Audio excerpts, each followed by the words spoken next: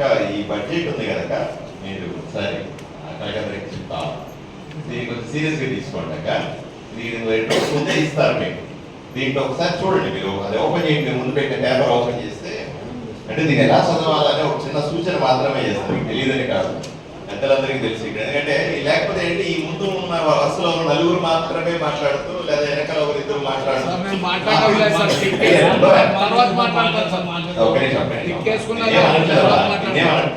మా మధ్య మీరు కూడా ఇన్వాల్వ్ అవ్వడగా. ఇది ఏమైందంటే ఒకసారి పేపర్ చూస్తే పైన ఇప్పుడు మొదటి పేజీ తీశారనుకోండి, ప్రాపర్టీ ట్యాక్స్ అని సాధారణ నిధులు రాబడి అని ఉంది కదా, ఏ పేజ్ అయినా తీయటక. దాంట్లో ఫస్ట్ డిపార్ట్మెంట్ అంటే ఏ శాఖకు అని ఉంటుంది, అంటే ఆస్తి పన్నా లేదా నీటి పన్నా ఇంకోటే ఉంటుందక. తర్వాత వివరాలు కూడా ఉంటాయి దానికి సంబంధించింది, పర్టికులర్స్ ఉంటాయి. ఇక్కడ లాస్ట్ కన్ఫ్యూజన్ ఉంటుంది, 23-24 అంచనాలు ఉన్నారు. యాక్చువల్స్ అంటే నిజానికి ఎంత ఖర్చు పెట్టినాము, ఎన్ని లక్షల రూపాయలు, ఎన్ని కోట్లు ఖర్చు పెట్టినాము రాస్తుంది. తర్వాత దాని పక్కనే బడ్జెట్ అంచనాలు అంటే, బడ్జెట్ అంచనా అంటే వచ్చే సంవత్సరానికి. గత సంవత్సరం అంటే ఏంటి, 23 ఏప్రిల్ 1వ తారీఖు నుంచి 24 మార్చి 31వ తారీఖు వరకు ఒక ఆర్థిక సంవత్సరం. ఒక సంవత్సరంలో ఖర్చు పెట్టేది అది 23-24 అంటే. 24-25 అంటే ఇప్పుడు జరుగుతుంది, ఇప్పుడు జరిగి మార్చి 31వ తారీఖు ముగుస్తుంది. అంచనాలు అంటే మేము ఇంత ఖర్చు పెడతాము అని చెప్పేది అంచనా. యాక్చువల్ అంటే ఖర్చు పెట్టినాము అని చెప్పేది అంచనా.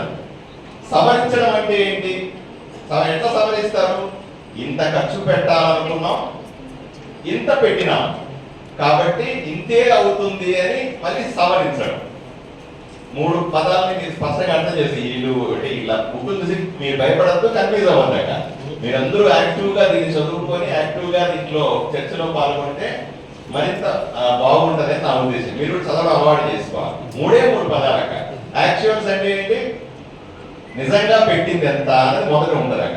అంటే ఇది గత సంవత్సరం పెట్టింది, ఈ సంవత్సరం పెట్టింది నెక్స్ట్ ఇయర్ బడ్జెట్ సమావేశం ఏంటో జరిగినప్పుడు మళ్ళీ తెలుస్తుంది. తర్వాత అంచనాలు అంటే ఈ సంవత్సరం ఎంత పెడతాము అన్నది అంచనాలు. సవరించడం అంటే ఏంటి, గత సంవత్సరం ఎంత డబ్బులు పెట్టామో దాన్ని చూసి ఇప్పుడు ఇంత పెడతాము అని చెప్పేసి సవరించడం. మళ్ళీ వచ్చే సంవత్సరం అంచనాలు. దీన్ని దయచేసి కొంచెం ఫాలో అయితే మీరు కూడా బోరు కొట్టకుండా ఉంటుంది మీకు. ఇప్పుడే మీరు ఇంకేం వచ్చేసిన తర్వాత ఏం చేస్తారు, ఊరు లేచి వెళ్ళిపోతారట. అది నా బాధ.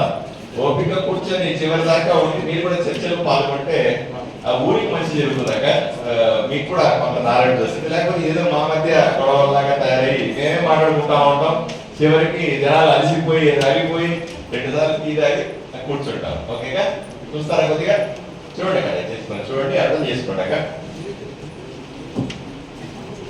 అధ్యక్ష, నీటి ప్రస్తావన వచ్చింది కనుక